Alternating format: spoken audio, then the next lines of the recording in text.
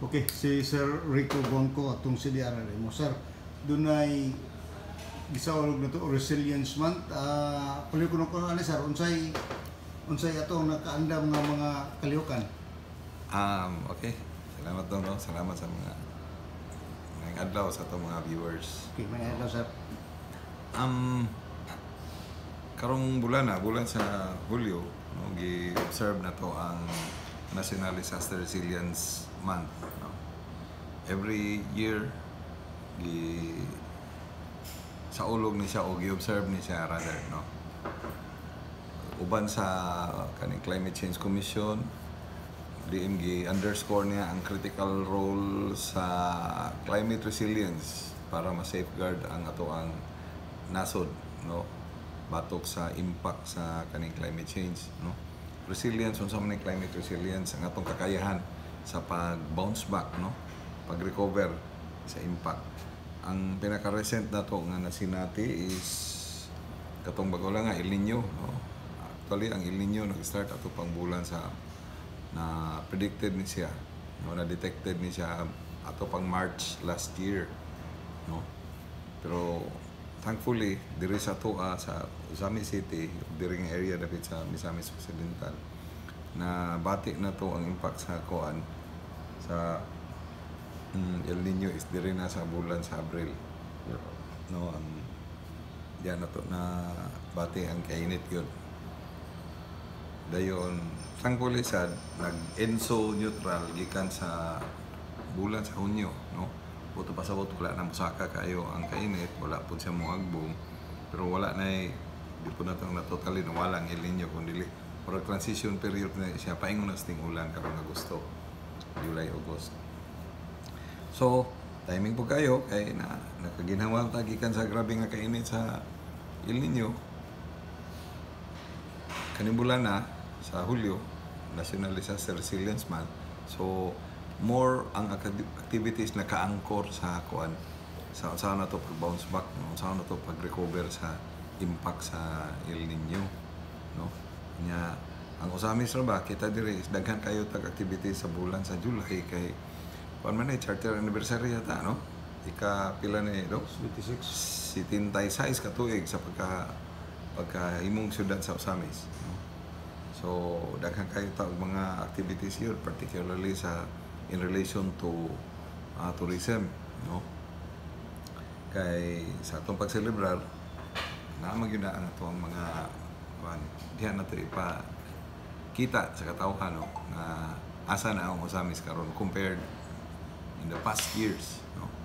So, naingon maging sa atong halangdong Mayor Indy, na this is an opportunity for the people to look into how much Usamis has changed over the years, no? Labi na sa kaning gitawag na to under sa Ascension Administration. Tinuod daghan lagi kayo ang kausaban, no? So balik ta sa kuan sa disaster resilience na to. Ang karon na gyud, no, is ma-enhance na to atong capability, no, sa kuan sa atong kaandam sa climate change related nga disasters, no. Kay while nag-ingon ang kuan, giingon nga grabe kayo ang kainit, sinatik na to, grabe kayong impact sa kuan sa El Nino, tan-aw nga reverse pud ang pag-usab ani sa ang balos ba, no. Ilang i-foresee nga possibly La Nina. La Nina is daghan kayo ang ulan, no. So ang anomaly sa El Nino is grabe kayo ang kainit. Sa La Nina is grabe pong ulan. No, so we expect to be more resilient, no. Kaya nakabalo naman ta sa impact sa El Nino. Ato karon is kung mag La Nina, unsa ito buhaton, no. So kana ang ato ang diri sa Usamis City is sa ako nang giingon kanina, not necessarily going for kanang mga pinasahi ng mga activities, kundi daghan na magita activities karon, no. We are loaded with activities karon sa Usamis in relation to preparation or implementation of the programs and activities sa atong sa ulog, no, sa anniversary sa Usamis. Ang ato na lang karon is unsa tong mga highlights, no? Isa sa mga highlighted nga mga kuan na to na hitabo sa Osamis is kaning pag-purchase na to og mga equipment, no? Para sa to effectively respond sa unsay may mga hagit sa dagan sa panahon karon. Una, naatay mga equipment karon sa water search and rescue, no? Pinagi sa tong City Disaster Risk Reduction and Management Council, no? Then giaprobahan sa tong mayor na malita karon og na rubber boat, no? Rubber boat and doon na si capacity nga 10 ka tawo para po, no?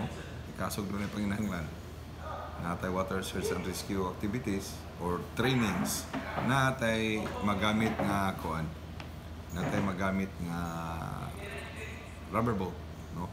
Nay motor sa niya.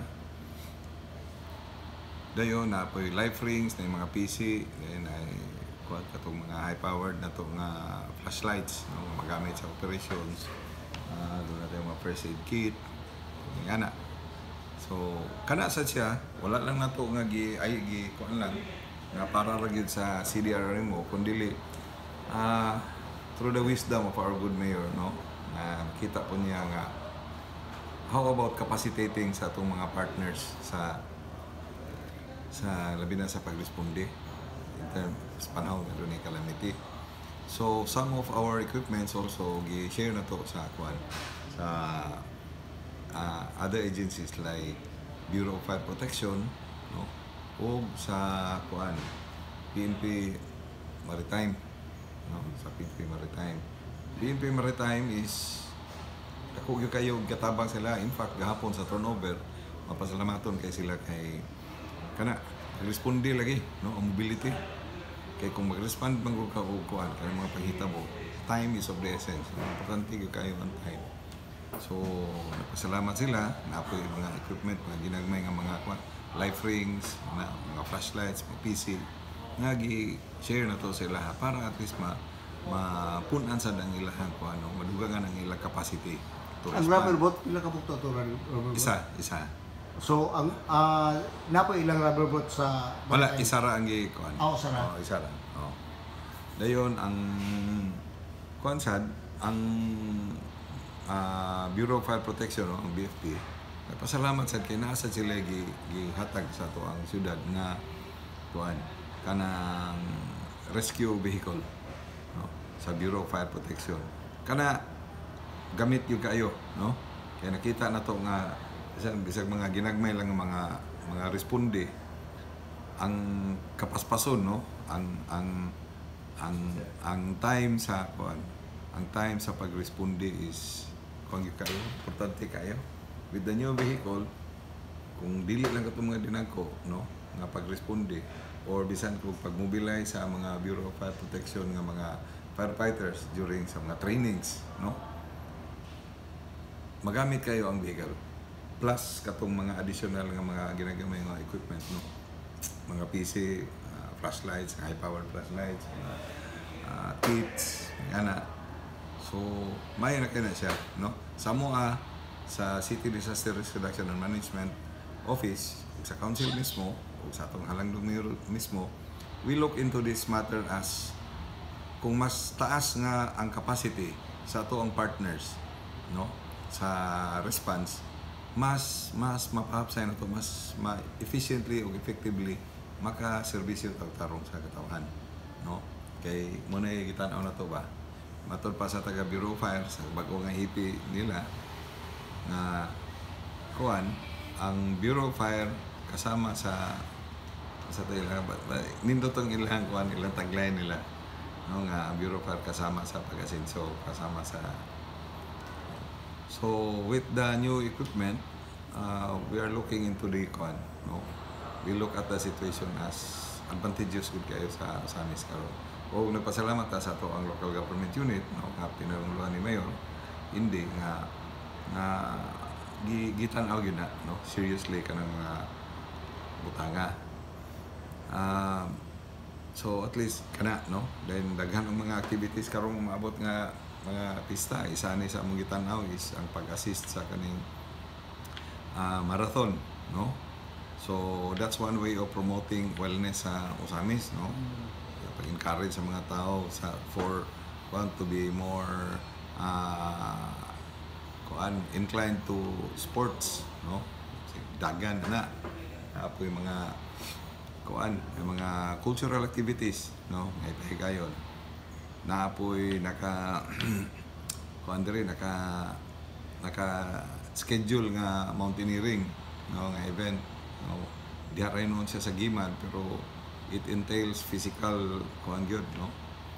Preparation, habog-habog bepod, no? Those are activities nga coordinated with other agencies, no? Dili lang sa CDRMO, dili lang sa LGU, kundi coordinated with the Armed Forces of the Philippines, sa AFP, coordinated with the DENR. So, karang nga mga activities, sir, sa karaghanan na hopefully we can cover it for this month of July. Sir Don, posible ba nga musulod ang La Nina karong tuiga? Gitanaw nga ang pausab-usab ang kuan, ang prediction. Gitanaw nga mo sulod ni siya inso neutral man, no? Inso neutral is kato walay pagsaka way pagnaog gikan sa El Nino nga kondisyon. July karon, then August gitanaw nga magsugod na ang ulan-ulan. Pero kung na-observe na to, wala pa yung August, nanay ulan-ulan. Because naay ni sulod nga ITCZ, no? Kanang mga ginagmeng bagyo. No, low pressure area, so ni pingis-pingis. So naghatag na siya og kuan tabang sa toa, no? Ni ulan. Pero that doesn't mean nga nahuman ang totally ang El Nino. Wala pa. As you can observe, kung wala magay LPA or ITCC, kuan gyud siya, igang gyud kayo, no? Init pag gyud kayo. But then, tungod anang mga kuan kanang mga regular, no, mga seasonal nga mga disog sa weather, at least na tayo relief from the kuan katong grabe kay nga kainit o makahatag o nag kuaning taon chance atong mga mag-uma, labi itong mga small scale farmers nga makapugas na, no? Makatanong na og mga utanon, kapugas ng mais. So at least kana kung posible nga musulod ang El Nino, ready na kita kaya naman tayo mga bagong equipment karon. La Nina. La Nina. Okay. La Nina actually is naapoy bagong before I answer that, no. Ang La Nina is na project na po sila o diri na po sa mga September, October, no. So hopefully unta, no, sa dagan sa atong panahon karon, dili lang siguro La Nina unta kun dili mosulod na gyud ni si regular na tong ating ulan, no. Kay pait gyud kayo kung La Nina magud sobrang tubig, no? Sobra anomaly ra gyud kay siya sa Wala sulat na ito ng pangayo, ha? Wala gyud to. Hindi na to pangiwa. Kanang igo lang itong basta. Igo lang ang tao makabugbog tanong, makapatubo, patulaw ug kuan, kamatis ug ukra ug talong ug unsa man sibuyas. But then ingani lang, sir, no. In terms of preparedness, we are mandated now to prepare the La Nina preparedness action plan namong kamulong i-draft karon. In fact, na-order from the Office of the City Mayor, no, ug sa gikan po ni sa DLG, urging us to draft the La Nina Preparedness Action Plan. Para ingani lang, sir, isa sa mga gitanaw na to, no, is ang sustainability sa to ang tubig. While La Nina is daghang tubig, pero di mga tubig mainom, no. Kung pinsaan na to, baha gyud na siya.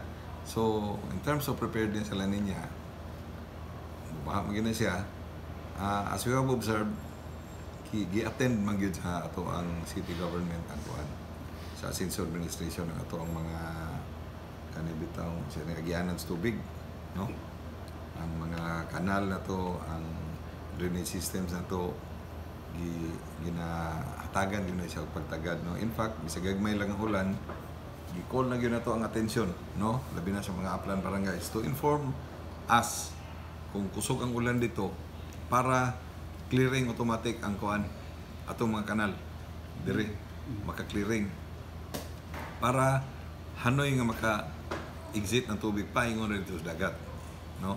Through radio communication dari sa city sa DRR natin radio communication, so tawag na rin ta sa mga kuan sa mga barangays, no, nga bantay mo kay i-clear na yung mga kanadaan, wala yung mga sagabal para at least ang tubig maka-exit na dili siya makabaha, no? Anytime ba open ang atong radio communication?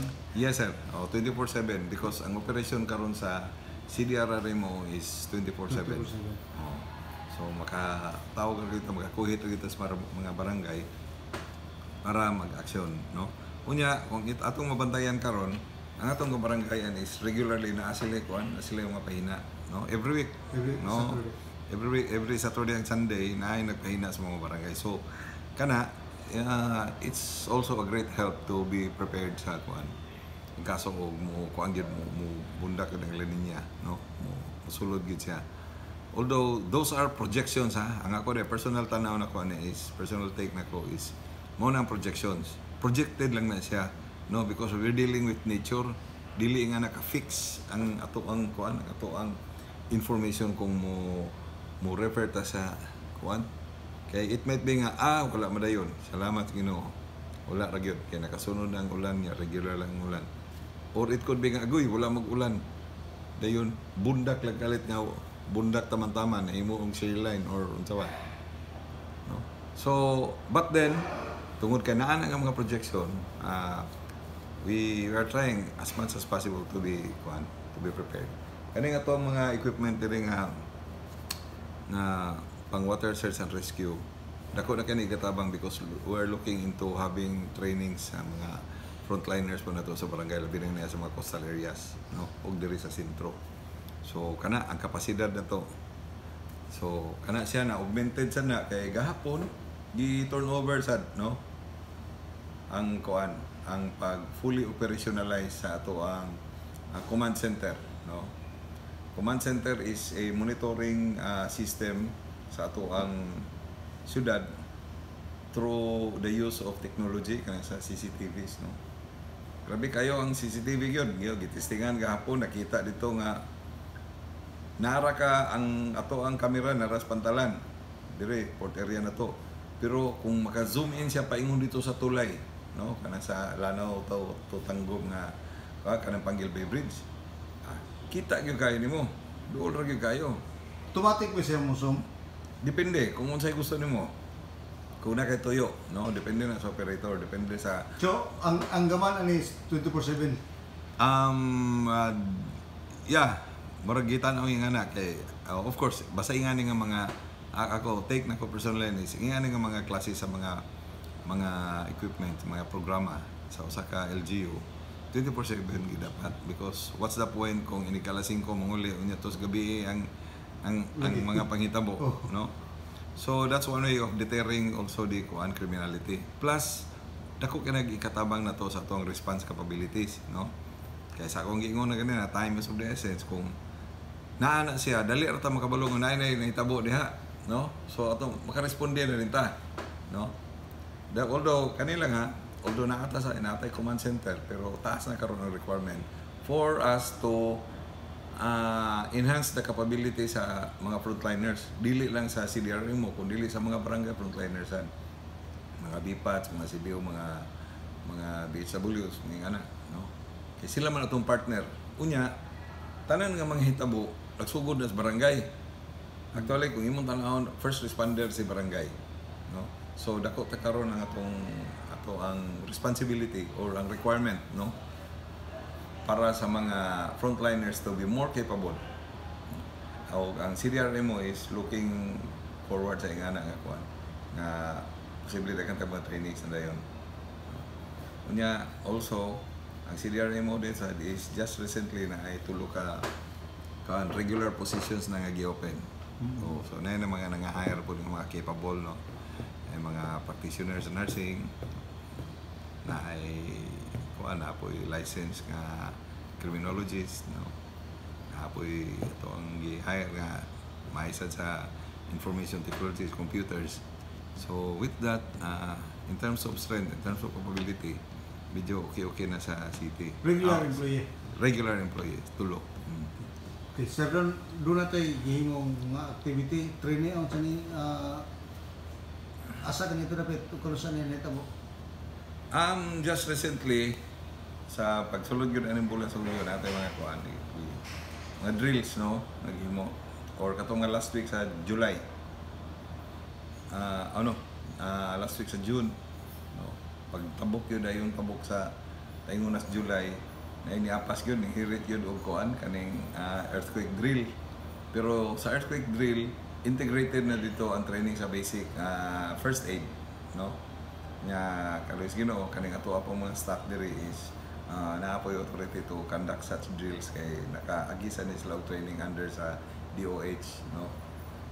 So with that na mga earthquake drill na ato mga basic first aid, no? Sa schools, no, ang Lasal nakahatag na og mga pila tulo ka batches diri sad sa Medina Hospital, St. Joseph Hospital, nakahatag sa tao kung ano, naka-drill sa tao, na-test sa nato ilang capability in terms of disaster management. Kaya lahi man simple nursing o kaning disaster nursing, matod pa sa usa ka CI dira sa Lasal. Lahi ra gyud ni. Kung magresponde ka sa usa ka disaster or calamitous event kaysa regular nga nursing job diya sa kuan sulod na sa ospital nahira. So kana na test na to ilang capability, ang ilang pag-manage ang katong ilang mga organizational structure, ang ilang physical structure mismo, ang workplace, so natay assessment nga nahimo ana.